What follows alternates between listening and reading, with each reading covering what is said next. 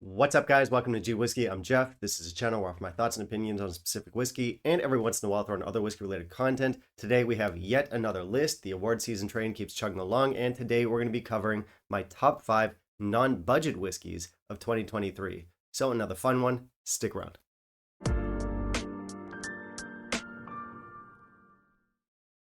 Okay, so non-budget whiskey of the year. This is an interesting one. A couple things to know about this video. You'd be right to assume that the whiskeys on this list are not necessarily cheap, not crazy expensive, but not necessarily cheap either. We're not constraining ourselves by price here.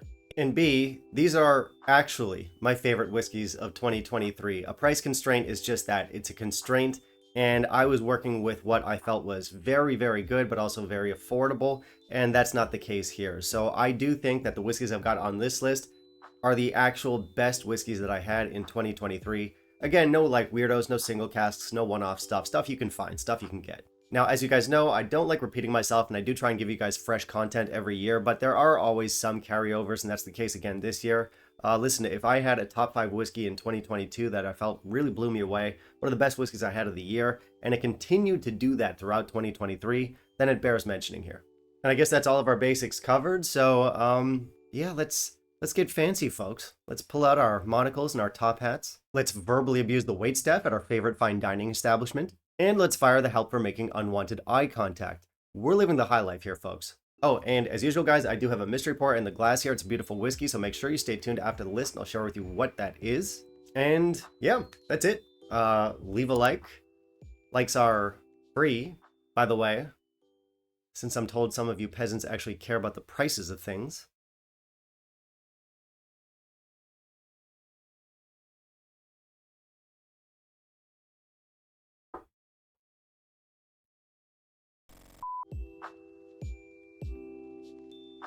All right, so starting off our list at number 5, I've got the Speybur 18. Now, this is a bottle that I tried ages ago, and it didn't really impress me at the time, but since then, I had a buddy send me a sample, loved that, picked up my own bottle, and now this stuff is really working for me. If you're looking for a beautifully sherried whiskey with some age, with some sophistication, but you don't want to overpay, I think this is a great option. This is one of the more affordable 18-year-olds out there, and the quality is there. This stuff is very sherry forward, but it's not over the top. It's not overly sweet or anything like that. We get some nice oaky complexity. This is an accessible whiskey. This is not a whiskey that will, let's say, challenge you. So if you're looking for something kind of like weird or funky or challenging, this might not be your option, because this is it's a very friendly whiskey, but it is a very good whiskey, and it's a great one to try. It comes in at number 5, Speybur 15. Next up at number 4, I've got the Redbreast 21. Now, this is a fabulous whiskey. It's probably not the best value prospect out there. It is a little bit more on the expensive side, but if you've had stuff like the 12 cask strength, 15, and you want to go more premium, this is a great option. And again, it is my favorite from the line. This one gives us a classic Irish profile. For me, Redbreast always offers up loads of butterscotch. We do get that in here. There's lots of fruit in the finish, and we get the sophistication that comes with such a high age statement. Now, for the age, this might not be the most nuanced whiskeys, so if you buy older whiskeys because you want something delicate that you can really deconstruct, this one might not be for you. It is on the bolder side, but it is still sophisticated. It's still 21 years old, and it's really delicious. So if you're a fan of Redbreast, or you want to try a very accessible and rich 21-year-old whiskey, this is a great option. Comes in at number 4, Redbreast 21. All right, next up at number 3, we've got another expensive one, and this is the whiskey you think of when someone asks you to think of like a premium or a luxury whiskey. At least it's the whiskey I think of. If you ask someone what's a luxury whiskey with a luxury presentation, I think a lot of people would answer Glenmoy Signet. We have a beautiful presentation here. We have a gorgeous bottle, really fancy box, and here's the thing. The cynic in me is always kind of worried about presentations like this, because what if it's just sort of like, what if they're overcompensating? What if they know the whiskey inside isn't that great, and in order to jack up the price, they just make it look really cool? That's not the case here. The whiskey inside is every bit as good as you're hoping it will be. This stuff gives us lots of chocolate, lots of coffee, lots of roasted flavors. It's also very fruity and complex, not to mention the almost velvety texture of this stuff. This stuff is accessible for people who are relatively new to whiskey. It's interesting and unique enough for seasoned enthusiasts to get excited about it. It's a great conversation piece, and I think they really nailed the luxury vibe with this one, from the whiskey to the presentation, just across the board. It's a fabulous whiskey, and it's definitely one you should try if you haven't, as long as you don't mind dishing out a little bit more for it. Really good. Glenmoy Signet. Coming in at number 2, we've got an Arden American, and this one is the Paul Longo 2023 release. Now, this one is my favorite Arden American I've ever had, and that's saying something, because this is a brand that puts out banger after banger after banger, and for me, this one is the top of the pile. This stuff is completely unpeated. It's matured in first fill bourbon cask, then it's finished in Paul Longo champagne casks, and I gotta say, the champagne is such a nice touch here. Unlike stuff like sherry or port or other heavy wine influences, something like champagne does leave a lighter touch, so it doesn't overwhelm the Arden American distillate, which is not something you want to overwhelm. It does give us some very beautiful, very elegant white wine notes, though. It's not too sweet. This is such a nice cask influence. Like I always say, I want a gentle cask influence that perfectly complements the spirit, and nailed it.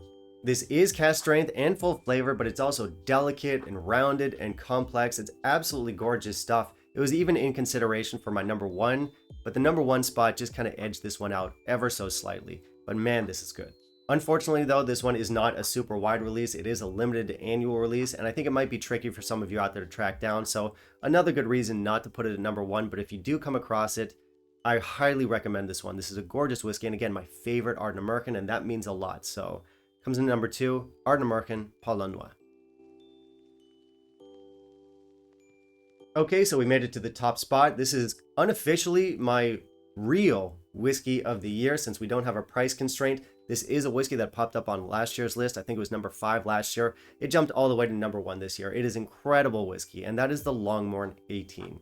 Now, Longmorn's an interesting brand because it's not like super popular. It's not talked about too much, but as far as I'm concerned, it's in my top 5 distilleries, and it's among my favorite house styles. It is grassy, it is complex, it is subtle, it is unique, and all of those traits are showcased in our 18-year-old here. It's an incredible whiskey.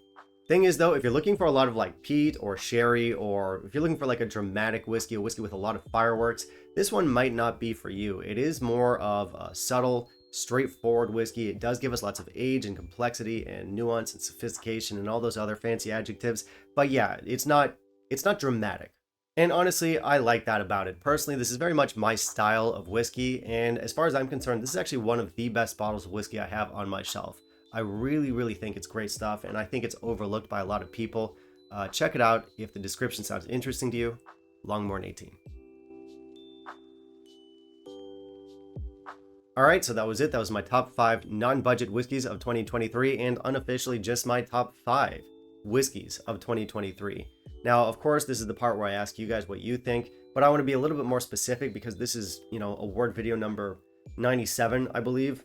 I want to ask you guys, what was your favorite splurge whiskey this year? So we're not thinking about budgets. We're not worried about money here.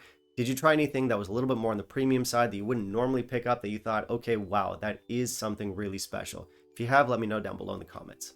And finally, for those of you who stuck around to find out what the mystery pour in the glass is, I am drinking Old Pulteney 18. Now, Old Pulteney is kind of seeing something of a resurgence in the last year or so, and I do think it's deserved. They got a lot of slack for discontinuing their old line, but the new line is really solid. Personally, I highly recommend stuff like the 15 and our 18-year-old here. It is coastal, it is gently sherried, and it's a really solid whiskey. It's one to check out. And that's going to be it for today, guys. So thank you very much for watching. As always, if you want to help out the channel, I do have the Patreon down below. Otherwise, you can like, comment, subscribe. Always appreciate it. And of course, I want to hear from you. You can give me your favorite splurge or premium whiskey from 2023. You can also tell me what whiskeys you want to see me review down the line. Or if you've got an idea or like a concept for a list, you can share that too. Anything and all is appreciated. And we'll see you next time. Bye, guys.